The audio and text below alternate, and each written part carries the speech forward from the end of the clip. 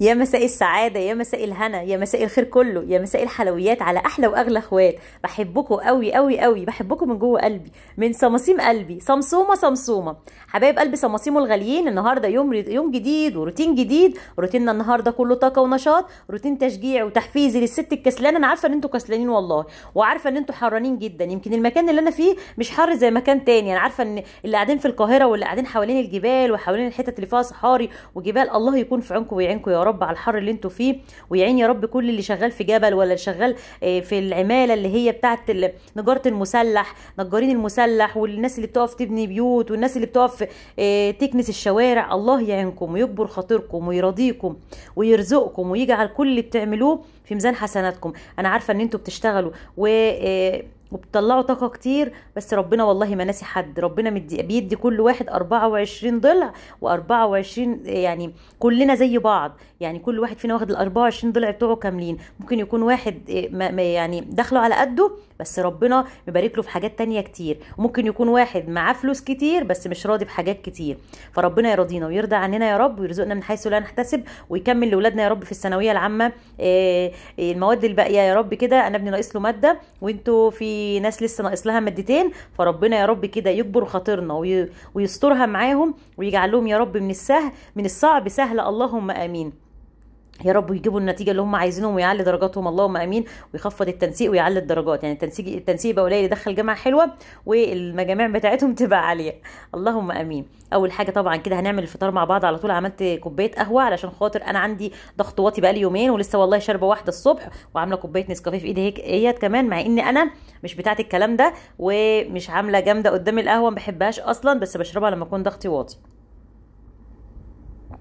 اتفضلوا بقى اشربوا معايا نسكافيه.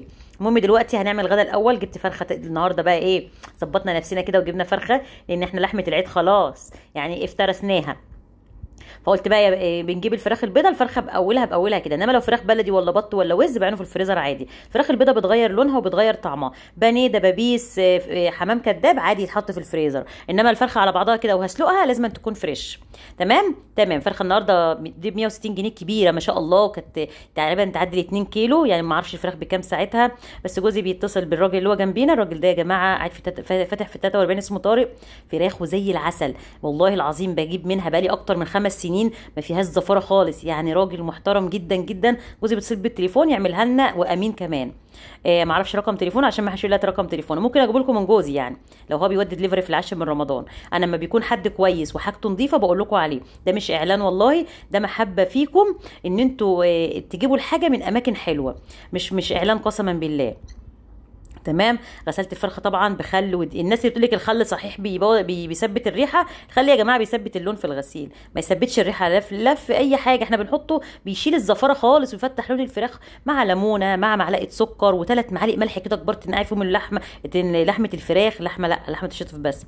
تمام. مع معلقه دقيق. كل ده بيضيع زفاره الفراخ. تمام. شوحتها ببصله كده وملح وفلفل اسود وكمون وحبهان وطماطمايه، وبعد كده قلبت الفرخه في الكلام ده كله. ولو سبتيها ساعه بقى في البصله ديت بالطماطم بالبهارات تديكي طعم اللحمه. سخنت حله وحطيت فيها الفرخه، وبعد كده غطيت عليها، ودلوقتي مولعه على ميه مغليه عشان نعمل ايه، نحطها على الفرخه. عملت الرز طبعا زي ما عملته معاكم كل الفيديوهات. بنقع الرز، المهم ان انا بنقعه نص ساعه يا جماعه، او ساعه الا تلت. نقعيه، كل ما تنقعيه كل ما تحطي له ميه اقل. حمرت شويه شعريه وشوحت الرز حلو جدا في الزيت، وبعد كده زودته ميه عاديه من الحنفيه، وحطيت له الملح ظبطته، والميه تكون على قد للرز، وهدي عليه النار اول ما يتشرب.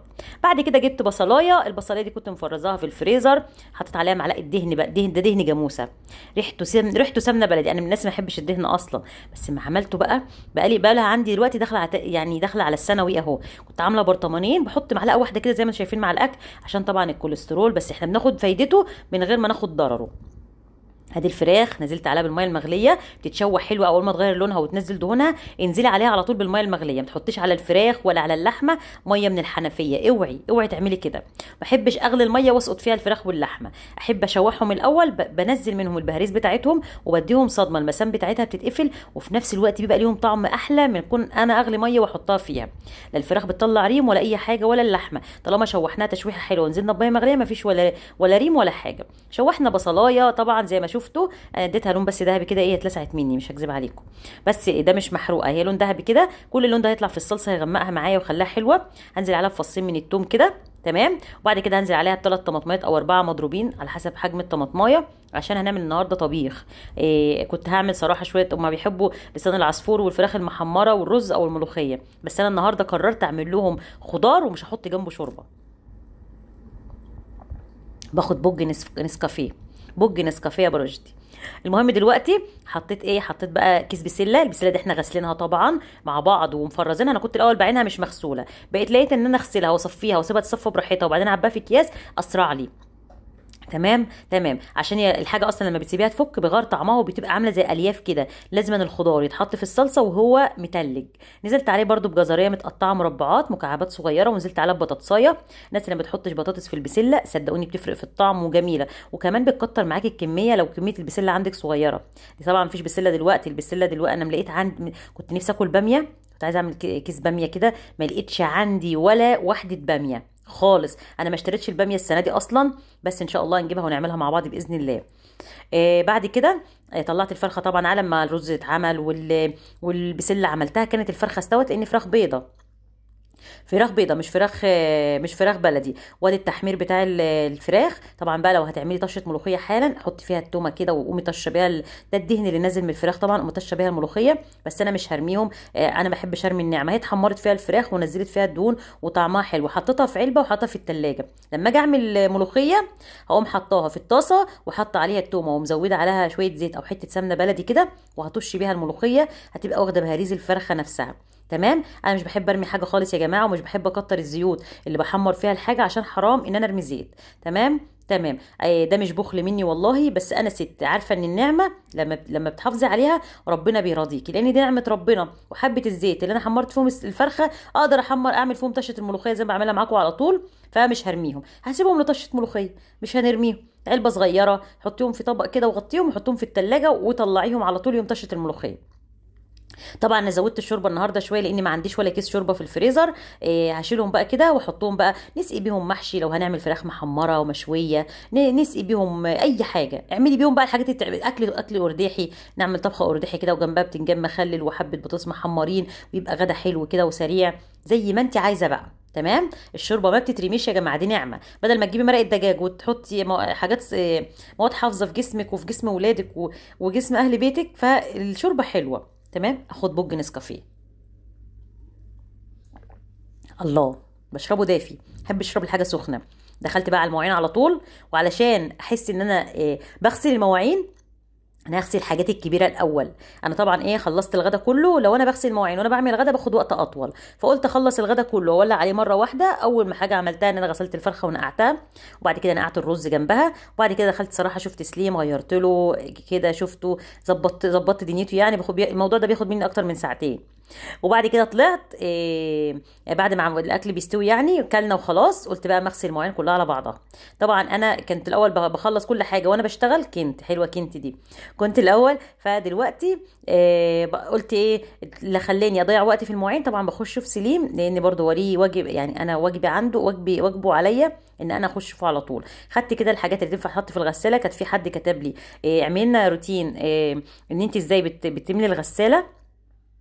اللي بيطلع يا جماعه بنحطه، يعني ممكن اقعد الم فيها يومين 3 على حسب استهلاكي.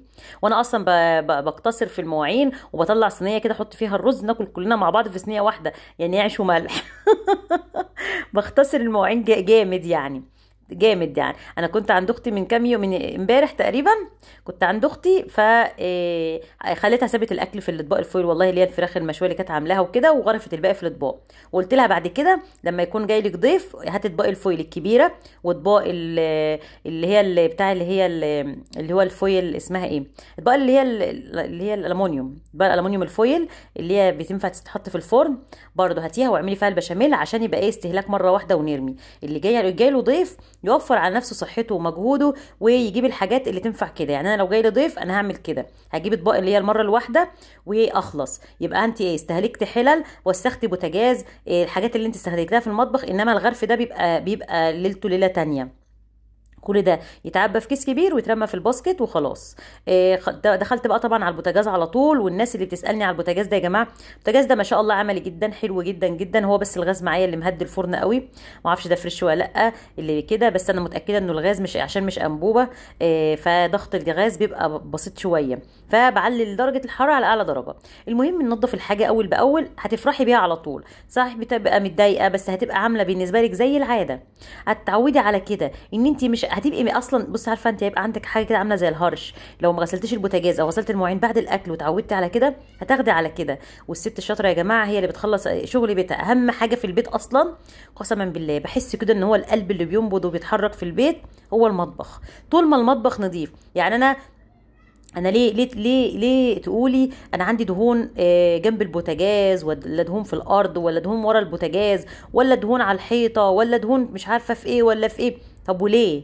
طب ما احنا دلوقتي بنكنس اهوت، كنسنا الارض بعد ما اكلنا وغسلنا المواعين. باخد بوج نسكافيه. حط بس لايك لغايه هنا واكتبي لي رشيشه بوج نسكافيه. المهم بقى ايه فيها؟ اما وانت شغاله كده غسلتي خلاص المواعين، لمعتي حوالين الحنفيه بتاعتك. والحنفيه يا جماعه مش جزء خارج المطبخ، الحنفيه دي جزء في المطبخ. انا اسفه يسلم صحتك. الحنفيه دي جزء في المطبخ، جزء لا يتجزأ عن الحله والكوبايه والحاجات اللي انت بتطبخي فيها، لازم تكون بتلمع. انا والله العظيم في ناس قالت لي ما غيرتش الحنفيه دي ليه؟ ادعوا لي بقى يا جماعه ربنا يوسع علينا بقى، ادعوا لي. الحنفيه اللي هي الكبيره ديت اللي هي بتتشد وبسوست وشكلها حلو ديت، عايزه حوض حلو بقى وحاجه حلوه كده. فربنا كده ان شاء الله يوسع على الجميع. انا عندي صبر رهيب وعارفه ان ربنا هيراضي في الاخر وهيكبر بالخاطر وهيحقق لي كل واحد كل اللي بيتمناه. طبعا دلوقتي هنعمل عاشوره مع بعض. عايزه اقول لكم ان انا قعدت من غير مطبخ والله وحياه ولادي 6 سنين على بوتاجاز وجنبه ترابيزه والحوض وخلاص، وكانت الارض مفروش فيها سجاده كده، وكنا بناكل في المطبخ. بعد كده بقى جبت المطبخ الاحمر، كنت مكلفاه 5000 جنيه 8000 جنيه ونص بالظبط، بالشفاط بتاعه بالوحده الدواره اللي كانت جوه المطبخ. بعد كده ربنا رزقني وحبيت اغير لون المطبخ، بتاع المطبخ نصب عليا، بس الحمد لله ربنا بيجبر بالخاطر وعملت المطبخ الابيض دوت. والله اعلم ما يمكن يبقى عندي بدل المطبخ 2 و3، الله اعلم. فربنا يا جماعه خلي طول ما انت نيتك لله ربنا هيديك على قدها. المهم انا كنت ناقعه اللي هي القمح او البليله المقشوره، جبت ربع كيلو وغليته وسويته وسبته في التلاجة ليله نشه كده، وشرب الميه بتاعته كلها. بعد كده حط عليه كيلو من اللبن، كيلو من اللبن الجاموسي اللي بيجي من عند اللبان او من عند السوبر. انا بصراحه مش جنبنا فلاحين بجيبه من السوبر ماركت. وبعد كده حطيت عليه سكر اهوت تمام. اول ما اللبن بدا يغلي مع القمح يبقى ربع كيلو القمح بياخد كيلو لبن بالظبط، كيلو لبن، كيلو ونص كوبايه وكوبايه، اي حبه عندك كده زياده ممكن مش محتاجاهم حطيهم. تمام. انا طبعا حطيت في نص كوبايه ميه صغيره، حطيت 3 معالق كبار من النشا، وحطيت معلقتين كبار من الكريم شانتيه، وبعد كده حطوهم على اللي هو القمح، على البليله، نقول بليله. وطبعا هنحط 3 معالق كبار من جوز الهند، والسكر حسب رغبتك، وتحطي بقى فانيليا. وكده معانا العاشوره، وكل سنه وانتم طيبين وينعاد عليكم بالخير يا رب. العيال بيحبوها، وملك بتقول لي يا ماما ما عدتش تعملي لنا رز بلبن، واعملي لنا على طول العاشوره دي، طعمها احلى من الرز بلبن. هي خفيفه كده وطعمها حلو، واللبن بتاعها تقيل. عارفه لما بتسويها وتحطي عليها لبن على طول تبقى لونها مصفر، لما بتسيبيها تشرب الميه بتاعتها كلها بتعمل معاكي طبقه نشا. فبدل ما تحطي 4 معالق نشا ولا 5، بتحطي 3، بتحطي 2. طبعا النشا ده على حسب، في نشا بيربط بسرعه ونشا ما بيربطش. هديها غلوه واحده وبقى معانا احلى عاشوره في الدنيا. هاخد بوج نسكافيه. الله الله. طبعا سبتها 5 دقايق كده، وبعد كده قلبتها. بتسيبها 5 دقايق ليه؟ بتبدا تتجانس مع بعضها، فبيبقى الطبق كله مليان في الحته دي. يعني لو هتعملوا رز بلبن هيبقى الطبق كله فيه رز في كل حته، مش هيبقى مثلا الحاجه الخفيفه اللي هي المهلبيه اللي هي من غير رز تبقى عايمه على الوش ورز تحت، لا بيبقى كله عايم في بعضه كده. تمام. طعمها حلو جدا ما شاء الله. كيلو اللبن عمل معايا ادي عندك 6 بولات، وعمل لي كمان 4 اطباق تقريبا او 3 اطباق. حاجه عسل يا جماعه، اقسم بالله طعمها تحفه. انا عيالي بيحبوها على فكره، بس بعملها من كل فين لفين. كل سنه وانتم طيبين بقى، موسم عاشوراء جاي، وفي ناس بتحبها وفي ناس ما تعرفهاش اصلا، بس هي اكله حلوه بنعملها في المواسم يعني. تمام. انا طبعا ما عندناش مواسم ولا الكلام ده. اللقمه الحلوه بتبقى بتبقى اللقمه بفرحه كده. يعني الموسم انا مش يعني كنا زمان يقول لك ايه الموسم، هنعمل فيه بط، النهارده هنعمل كوبيبه، النهارده هنعمل مش عارفه صينيه رقاق باللحمه. ده الموسم بقى في متغمر، وكل الناس في الموسم بتعمل كوبيبه اصلا. فانا مش عندي الكلام ده خالص، ما عنديش حكايه الموسم دي خالص. عندي اللقمه الحلوه للمه الحلوه، للقلب الحلو الفاضي اللي ما فيهوش هموم، ما فيهوش ابتلاءات. ربنا يا رب كده يجبر خاطركم ويرضيكم زي ما هترضوني حالا باللايك الحلو. اسيبكم في رعايه الله، سلام.